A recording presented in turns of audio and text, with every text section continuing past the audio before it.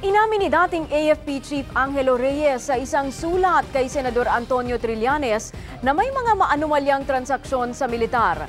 Pero giniit ni Reyes sa kanyang sulat na wala siyang kinalaman dito. Andrea Bautista, ikwento mo.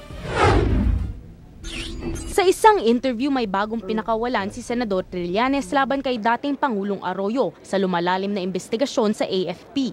Kwento ni Trillanes, isang linggo bago humarap sa investigasyon sa Senado, nagpadala raw ng emisaryo si dating Defense Secretary at AFP Chief of Staff, General Angelo Reyes sa kanyang tanggapan. Sa sulat ni Reyes kay Trillanes na ipinadaan sa mista ng Senador, inamin ni Reyes ang mga maanumalyang transaksyon sa AFP.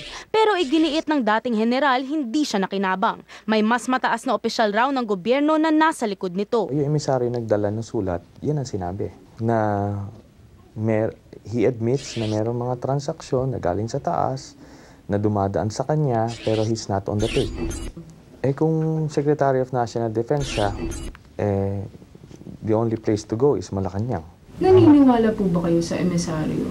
Yes. Base sa Senador, sinubukan niyang kumbinsihin si Reyes na ikanta na ang kanyang nalalaman. Pero nanindigan ang emisaryo, hindi umano ikakanta ni Reyes ang mga malalaking tao na nasa likod ng kontrobersiya. In that case, I regret to tell you that he will have to fall with the others. Determinado ngayon si Senador Antonio Trillanes na kumalap ng ebidensya laban kay dating Pangulong Gloria Arroyo.